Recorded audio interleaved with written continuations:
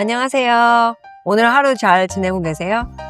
저희가 크리스천으로 살면서 예수님을 따라간다고 하는데 제가 곰곰이 생각해보니까 그런 성품을 갖는 건 참 힘든 것 같아요. 새벽 기도를 가고 수요 예배를 가고 예배 드리는 거는 힘들긴 하지만 그렇게 힘들진 않잖아요. 가면 되니까 말씀 듣고 말씀 외우고. 근데 성품을 바꾼다는 건 정말 하나님의 기적을 봐야 되는 것 같아요. 제가 아는 권사님들이 있는데 교회는 되게 오래 다니셨는데 새벽 기도는 맨날 나오시는데 성품이 좀 아름답지가 않으신 거예요. 다른 사람을 대하는 것도 그렇게 아름답지가 않고 뭐가 마음에 안 들면 다른 사람 욕하고 그러는 거 너무 쉽게 하는, 제가 그런 분들 몇 분을 좀 아는데 저보다 인생의 선배시잖아요. 70대, 80대시니까. 근데 제가 크리스천 후배로서 그분들을 볼 때 나는 저렇게는 되고 싶지 않은데 하는 마음이 드는 거예요. 그래서 문득 생각이 나는 게 다른 크리스천 후배들이 나를 볼 때 저렇게는 안 살고 싶은데 하면 어떡하지? 그리고 왜 우리의 성품은 이렇게 바꾸기가 힘든 거지? 하는 생각이 들더라고요. 한때는 그런 권사님들을 보고 되게 실망스럽고 그 다음에 정죄하는 마음이 있었어요. 교회에서 금식하고 기도는 저렇게 많이 하시는데 자기한테 조금이라도 불편함이 되면 저렇게 인상을 찌푸리고 예수님을 모르는 사람과 다를 바 없는 삶을 왜 저렇게 살지? 그런데 보면은 예배도 드리고 철야 기도도 드리시고 정말 새벽 기도를 열심히 다니세요.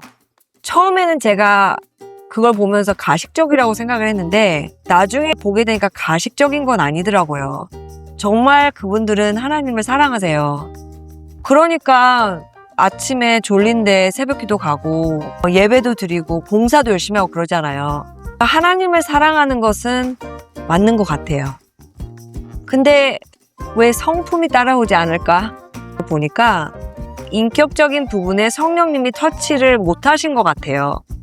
어쩌면은 신앙생활이 그냥 교회를 다닌 거라고 생각을 할 수도 있고 신앙적인 것과 나의 성품과는 좀 무관하다고 생각을 해서 성품을 관리를 안 하실 수도 있고 그런 생각이 들더라고요. 그분들이 하나님을 사랑한다는 것은 제가 느꼈어요. 그렇지만 거기에 아직도 자기의 의의가 있고 자기의 상처가 치유가 되지 않은 부분들이 있기 때문에 그런 모난 부분들이 다른 사람들과 부딪힐 때 이제 나오는 거죠. 근데 그 부분이 하나님께 치유가 되려면 그 상처되는 부분들을 들여다볼 수 있는 시간이 필요한 것 같아요.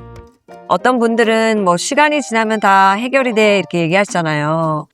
저는 그게 맞는 것 같진 않아요. 왜냐면 70대, 80대 인생 선배님들을 만나면 시간이 아무리 지나도 바뀌지 않은 부분들이 참 많거든요. 시간이 지나도 용서하지 못하는 부분은 여전히 용서하지 못하고 괄괄하신 분들은 여전히 괄괄하고 성격이 아주 못된 분들은 여전히 성격이 못되고 이분들은 예수님을 사랑하시는 분들이에요. 그 성품이 변하지 않는 분들의 공통점인 점은 제가 만난 분들을 보면 그분들은 자기의 성품을 들여다보지 않으신 거예요. 그 성품을 바꾸기 위해서는 성령님의 열매를 받아야 되는데 말씀만 읽는 거예요. 머리만 커지고 이제 행동으로는 연습을 안 하시는 거죠. 이론은 많이 느는데 연습을 안 하다 보니까 성품의 그 근육은 거의 없는 거예요. 근데 제가 이 성경을 읽으면서 보니까 성령님의 열매들은 연습을 안 하면 늘어나질 않더라고요. 예를 들어서 인내가 늘어나려면 연습을 해야 되잖아요. 인내를 어떻게 연습해요? 인내가 힘든 곳에서 인내를 연습하게 되잖아요. 아주 못된 이웃이 있거나 아니면 교인분들 중에서 성격이 아주 모난 분이 있거나 인내가 자라기 위해서는 인내가 힘든 곳에서 연습을 해야 되는 거예요. 기쁨을 얻기 힘든 곳에서 기쁨을 얻는 연습을 해야지만 저의 기쁨 근육이 늘어나잖아요. 근데 저희는 편한 사람 사랑하는 게 하나님의 성품이라고 생각할 수 있는데 예수님이 그러셨잖아요. 그게 절대 아니라고. 그래서 저도 그런 생각을 했어요. 하나님께서 나에게 어려운 사람들을 주시는 이유는 나의 성품을 키우기 위해서구나. 그 과정에서 그게 남편이 될 수도 있고 아이들이 될 수도 있고 교회 사람들이 될 수도 있고 같이 일하는 사람이 될 수 있는데 여러 사람들이랑 있으면서 힘들 때 그 과정에서 내가 원하는 것을 미룰 수 있을 때 내가 원하는 것을 내려놓고 예수님의 십자가를 질 수 있을 때 그때 성령님의 열매가 생기는 것 같아요. 그리고 열매도 아니고 제 생각에는 조금씩 자라다가 열매는 정말 수년 후에 생기더라고요. 사랑의 열매, 인내의 열매, 기쁨의 열매 이런 것들이 저희가 보기에는 금방 생긴다고 생각을 하는데 그게 아니고 어쩔 때는 열매를 못 맺을 수도 있죠. 그냥 연습만 하다가 이제 천국에 갈 수도 있는데 그래도 연습을 안 하는 것보다 나은 것 같아요. 그래서 오늘 예수님을 아는데 나의 성품이 조금 모자르다 하시는 분들은 오늘 그걸 꼭 기억해 보세요.